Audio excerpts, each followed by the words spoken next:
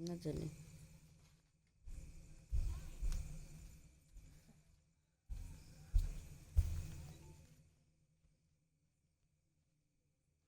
आएगा।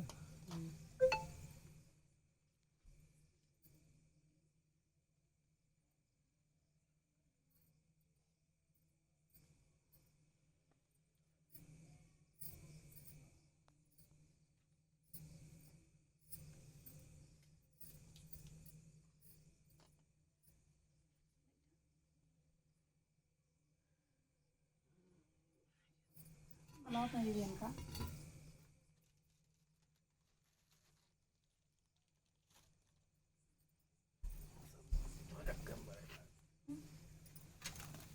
बनाओ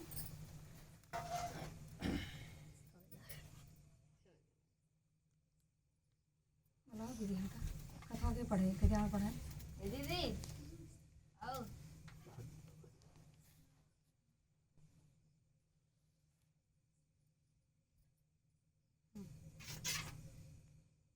देखा था ब्रेस तो आओ कथा पढ़ा के हो।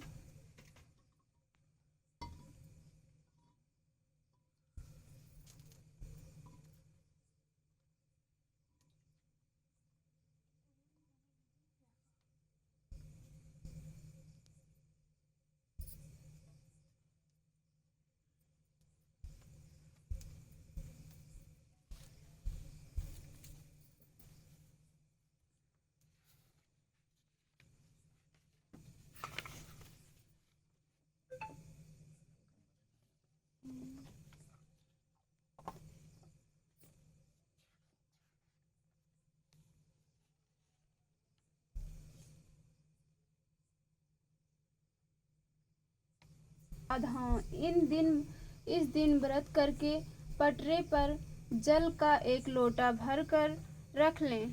फिर बयाना रखने के लिए खांड का या मिट्टी का करवा लें और उसमें गेहूं भर दें और ढक्कन में चीनी भर लें।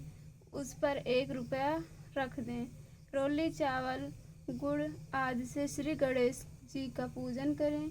इससे पहले करवे पर रोली से सतियां बनाकर 13 बिंदी लगाएं। फिर 13 गेहूं के दाने हाथ में लेकर के कहानी सुने।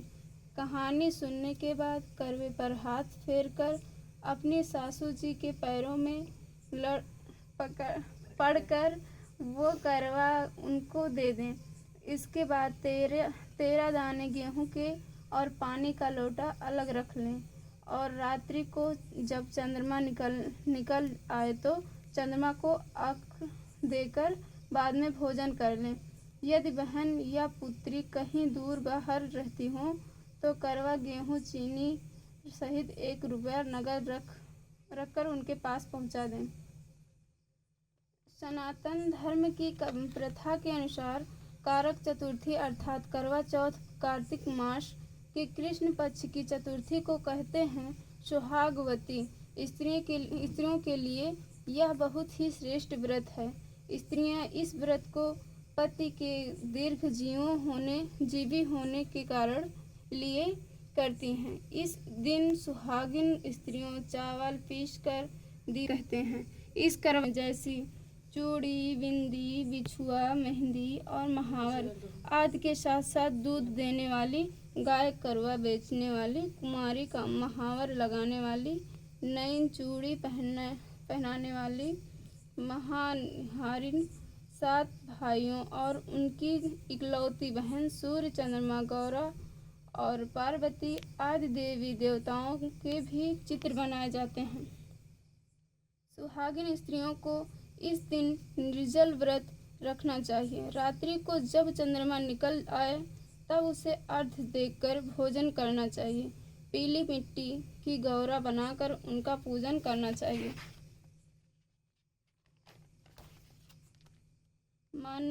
मान्यधाता कहने लगे कि जिस समय अर्जुन नीलगिरी पर तप के लिए चले गए तो उनके पीछे द्रौपदी खिन्न होकर चिंता करने लगी कि अर्जुन ने बड़ा कठिन कर्म प्रारंभ कर दिया है, किंतु विघ्न डालने वाले शत्रु अनेक हैं।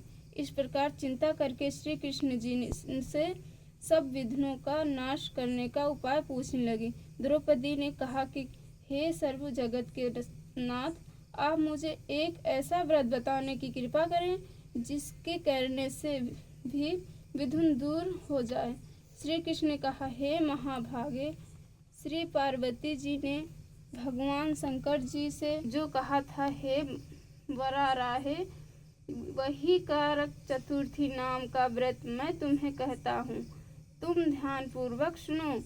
यह सब प्रकार के विघ्नों का नाश करने वाला है। श्री पार्वती जी ने कहा,